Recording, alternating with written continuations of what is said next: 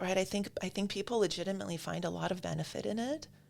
I think there's a sense of maybe agency, a sense of control. Can you tell me what Yeah. that is? I've Yeah. only heard that word about 5 years ago. I'm still Agency? trying to understand that. Yeah. Yeah. It's like a sense of like personal responsibility, right? Like or personal action.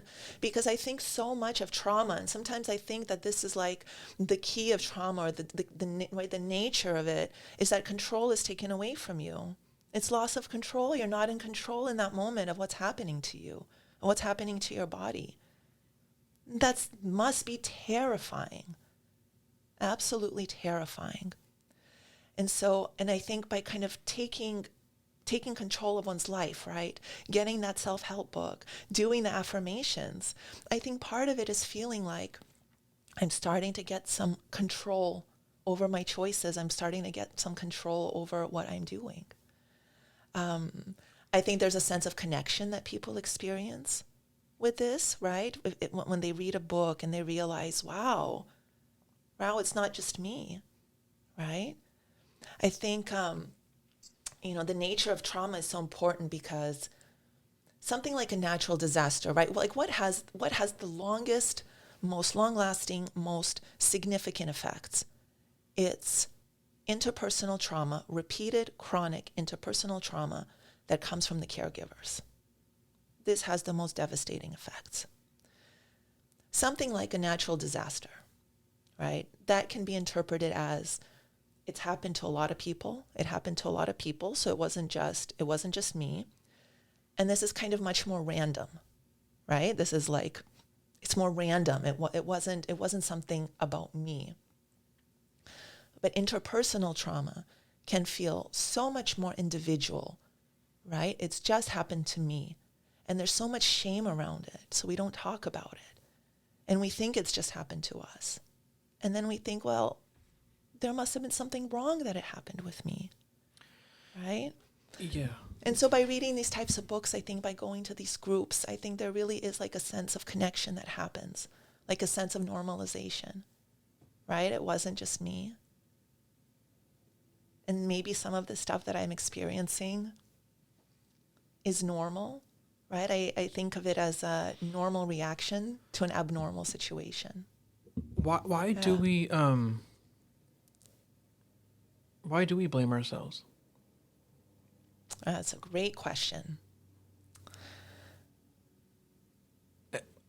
Yeah. The reason I say that is, and I had Yeah. the answer. Yeah. I figured it out a couple years ago. Yeah. My behavior after coming out of a home with so much trauma is Yeah. when I got out of that home, I wanted to be. I'm not gonna. I hope I Yeah. can. I want to say this right. Yeah. I wanted to be the person that was in people's lives that didn't cause them too much stress because I wanted to be okay, Yeah. because in my head I thought if I'm not, then I will Yeah. also be pushed away. I did not know that Yeah. back then. I figured that out Absolutely. now. Absolutely. I think there's almost a sense of safety in self-blame. As counterintuitive as that seems, I think, if I blame myself, then there's a reason that this happened. And then maybe if I can figure out the reason that this happened, I can also figure out how not to do it so it doesn't happen. Right? Control was taken away from me so fully. I feel like by self-blame, it's almost like there's a little bit of control that you can take back, right? Because this is the reason. I figured out the reason. But of course, what self-blame does, right? That feeling of shame, that feeling of like there's something wrong with me that this happened is so devastating and so distressing, right? I think the other part of it too is if the trauma comes from the caregiver, right? If the trauma comes from like your source of survival, right? A caregiver is a source of survival, a source of love, the source of food, right? If that's the same source as my terror, like wow, like Wow. yeah, Never thought of yeah, it that way. yeah.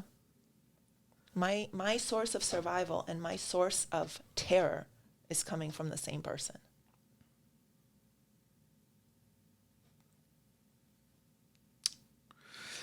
That, I mean, right? That just disrupts every part of the brain.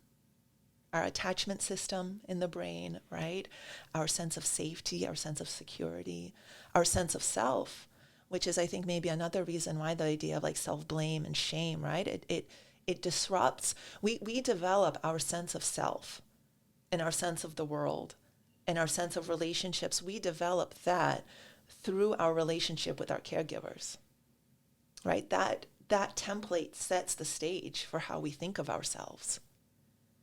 And if my caregiver is constantly beating me up or you know, abusing me, name calling me, you know, whatever, my caregiver thinks I'm bad, like what choice do I have but to also then think I'm bad?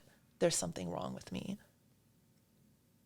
It would be really difficult otherwise, right? Because of how that interactional nature works between a child and a caregiver. Like that sets the stage, that sets the template.